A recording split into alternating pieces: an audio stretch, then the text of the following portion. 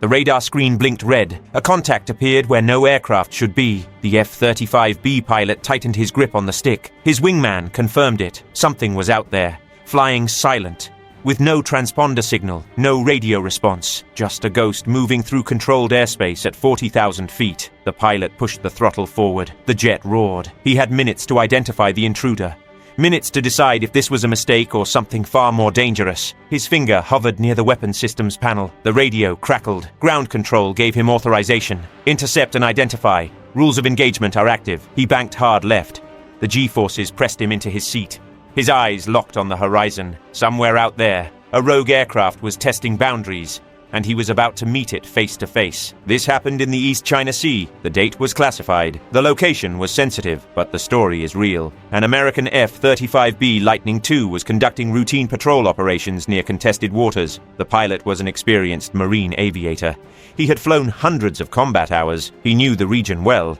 He knew the risks. The F-35B is not just any fighter jet. It is a fifth-generation stealth aircraft. It can take off vertically from small assault ships. It carries advanced sensors that can track multiple targets simultaneously. Its radar cross-section is smaller than a golf ball on enemy screens. It was designed for exactly this kind of mission. High-threat environments, electronic warfare zones, places where one wrong move can trigger an international incident. The pilot was flying with a wingman. Both jets were armed.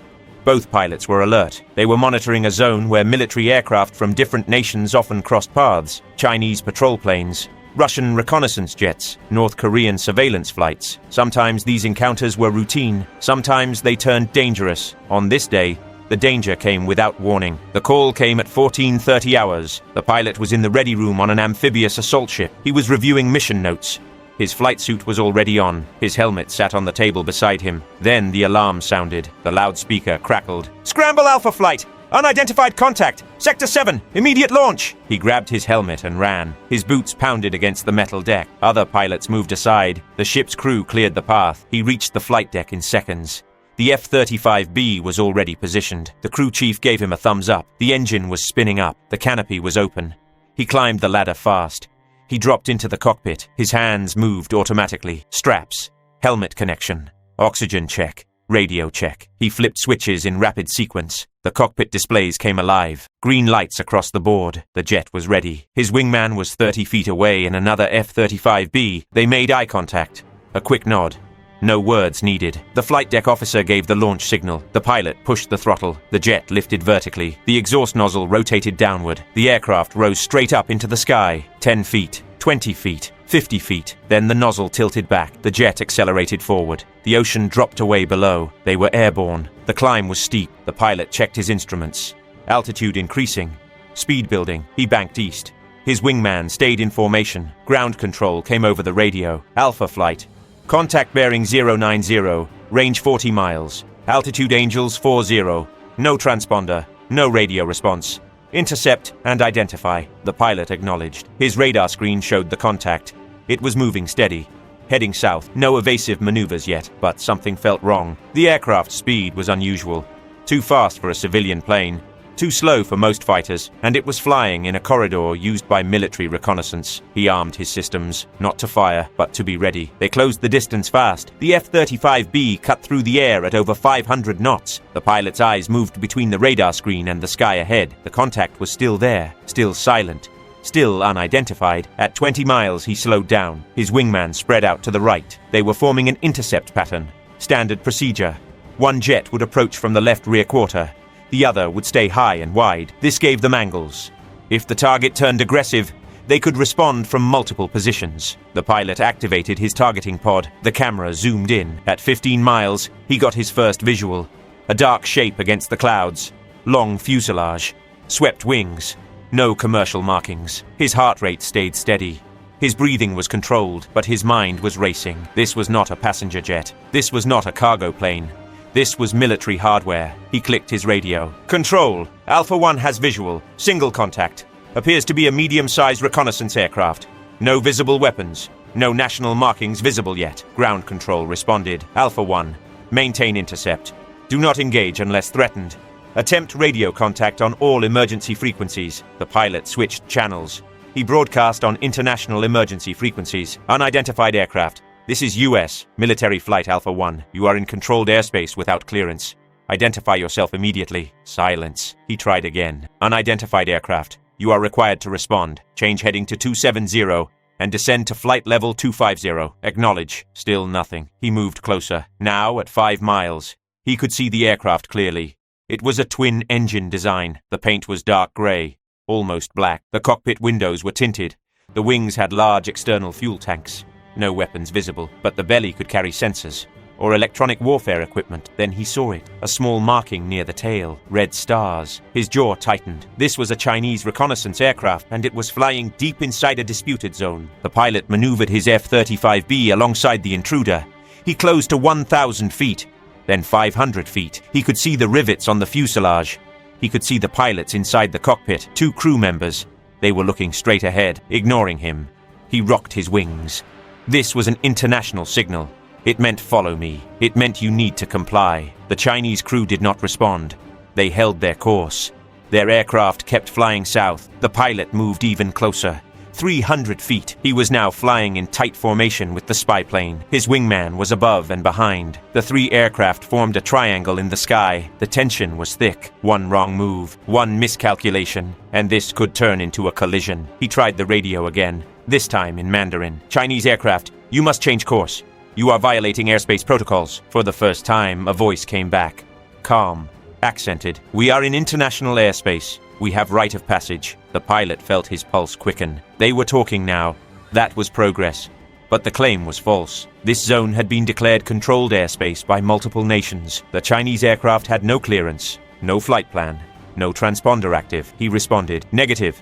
You are in a restricted zone. You must identify your mission and follow our instructions. The voice came back. We do not recognize your authority here. The pilot glanced at his fuel gauge. He had time, but not much. He looked at the spy plane again. The crew inside was watching him now. One of them raised a camera. They were photographing his aircraft, studying it, gathering intelligence even now. This was the game. Both sides testing, both sides recording, both sides pushing limits. He made a decision. He increased his speed slightly. He moved his F-35B directly in front of the Chinese aircraft, close enough that the spy plane had to adjust its course to avoid him. It was a dangerous move, but it sent a message. You will not continue without challenge. The Chinese aircraft banked slightly right. The pilot stayed with it. His wingman followed. They were herding the intruder, guiding it away from sensitive areas. The spy plane held its new course for 2 minutes. Then it tried to turn back. The pilot blocked it again. This continued for 10 minutes. A tense aerial dance. 2 nations, 2 militaries, 2 pilots refusing to back down. Then everything changed. The radar warning receiver in the F-35B screamed. A new contact. The pilot's eyes snapped to the display. 2 more aircraft. Fast movers. Coming from the northwest. They were 40 miles out and closing fast. His wingman called it. Alpha 1, I've got 2 contacts. Bearing 320. They're accelerating. Speed 600 knots. The pilot felt his adrenaline spike. Reinforcements. The Chinese spy plane had not been alone. It had escorts. And now they were coming to challenge the intercept. Ground control came on the radio. Alpha Flight, we confirm 2 additional contacts. Identified as J-16 fighters. You are cleared to defend yourselves if engaged. Do not fire first, the pilot acknowledged. His finger moved closer to the weapon systems. The J-16 was a formidable aircraft, twin-engine, heavy payload, advanced radar. Not as stealthy as the F-35B, but dangerous in a close fight. He had to make a choice. Stay with the spy plane or turn to face the fighters. If he stayed, the fighters could close from behind. If he turned, the spy plane could escape deeper into contested waters. He chose to turn. He broke formation with the spy plane. His wingman followed. They banked hard toward the incoming fighters. The G-forces pulled at them. The horizon tilted. The ocean became sky. The sky became ocean. At 20 miles, the J-16 split. One went high. One stayed low. Classic fighter tactics.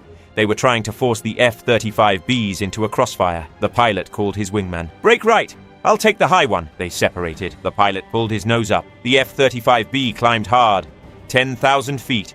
15,000 feet. 20,000 feet. The J-16 was climbing too. Both jets were racing toward the sun. The radar lock alarm sounded. The J-16 had locked its targeting radar on him. It was a threat. A clear threat. The pilot's systems activated countermeasures automatically. Electronic jamming. Decoys. Anything to break the lock. The J-16 held the lock for 3 seconds. Then released. It was a message. We can see you, we can target you, but we're not firing. Yet, the pilot leveled off. The Chinese fighter was 5 miles away, close enough to see with the naked eye, a gray shape against blue sky. The pilot keyed his radio. Chinese fighter, you are engaged in hostile action.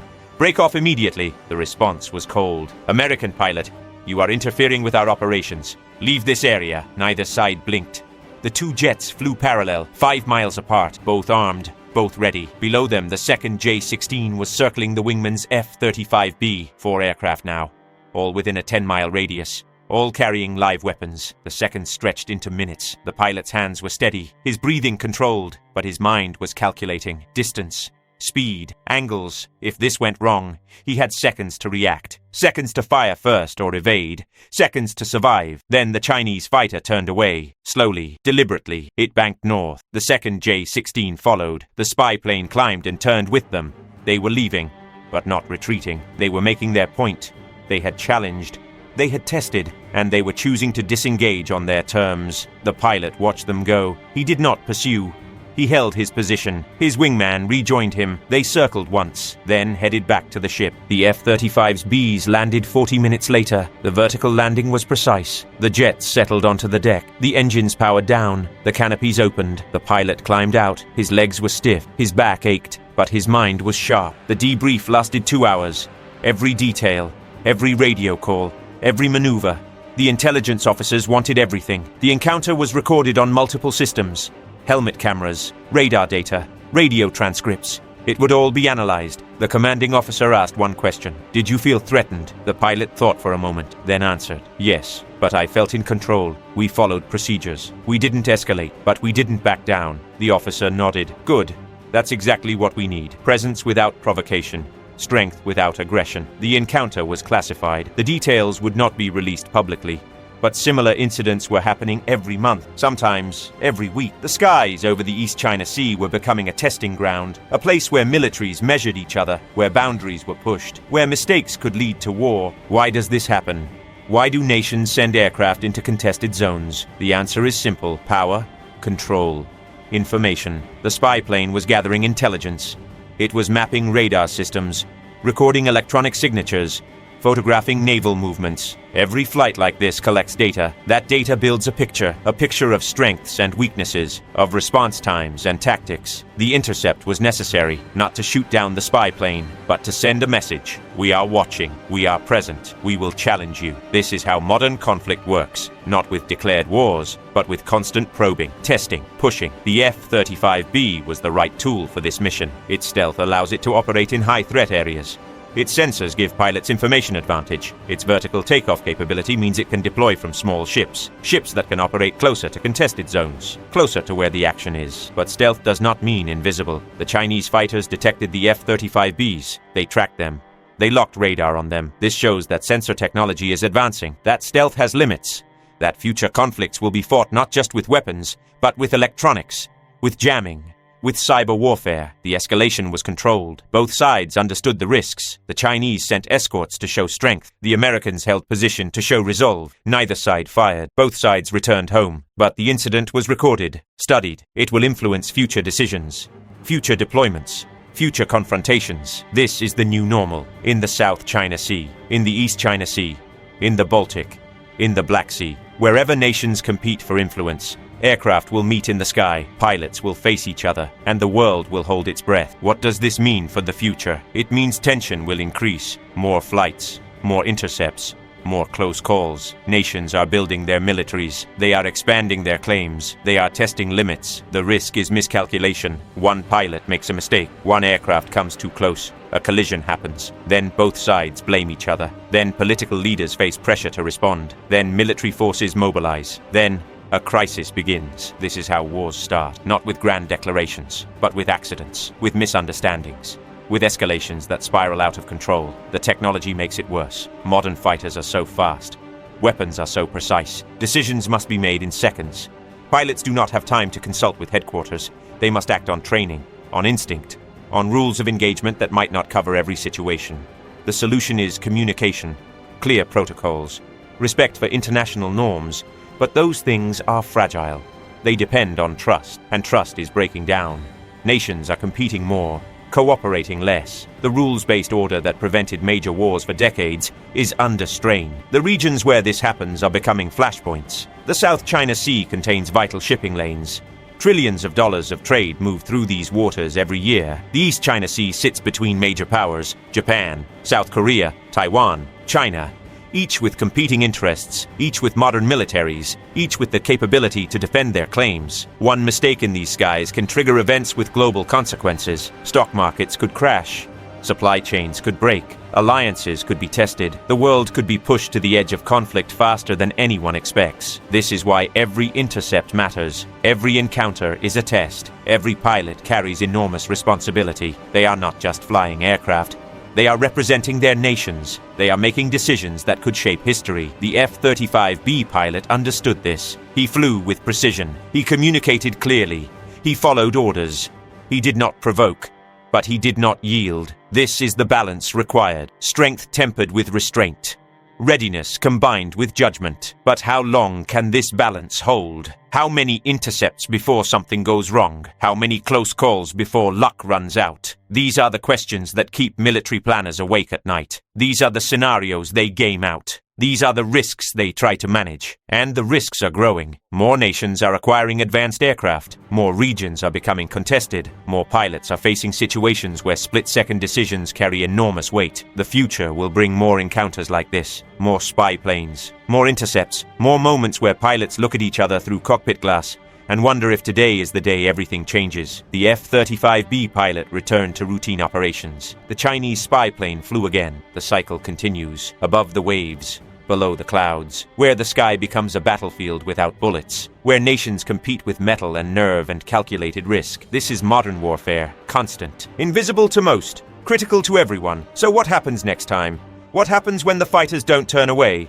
What happens when someone miscalculates? That's the question no one can answer. That's the uncertainty we all live with. If you want to understand these hidden moments that shape our world, subscribe to this channel, hit the notification bell, join our membership for deeper analysis and exclusive content. Because these stories matter, these encounters define the future, and you deserve to know what's really happening in the skies above contested waters. The next intercept could happen tomorrow. The next crisis could be building right now. Stay informed, stay aware, and keep watching the skies.